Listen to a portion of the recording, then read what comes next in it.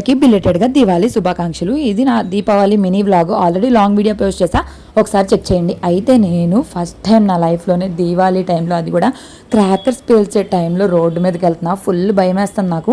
Actually మేము 6 o'clock లోపే గుడికి వెళ్ళేసి వచ్చేసేద్దాం, అమ్మవారికి నైవేద్యం పెట్టి అనుకున్నాం. ఈ రోజు పెరుగన్నం వద్దు, స్వీట్ అయితే చేసుకొని రమ్మన్నారు. సరే అని రవ్వ కేసరి చేసుకొని వచ్చాము.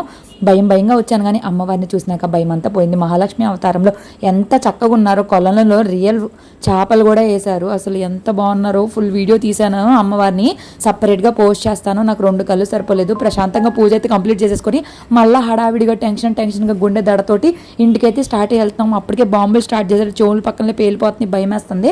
ఇక ఇంటికి వచ్చేసి డిన్నర్ కంప్లీట్ చేసేసి కిందకైతే దిగేసాం. ఇంతకీ మీలో ఎంతమంది ఓన్లీ కాకరపోతులు, తాళ్ళు, పాంబిళ్ళలు అలాగే అగ్గిపెట్టలే కాలుస్తారో కామెంట్ చేయండి. నేను అదే బ్యాచ్, పెద్ద బాంబులు ఏం పేలుతుంది, చిచ్చురు బుడ్లు, భూచక్రాలు అయితే పేలుస్తాను. ఎంతైనా చిన్నప్పుడు ఉన్నంత హ్యాపీనెస్ ఇప్పుడు ఉండదు బాంబులు పేల్చాలంటే. అవునా కాదా చెప్పండి. Bye bye.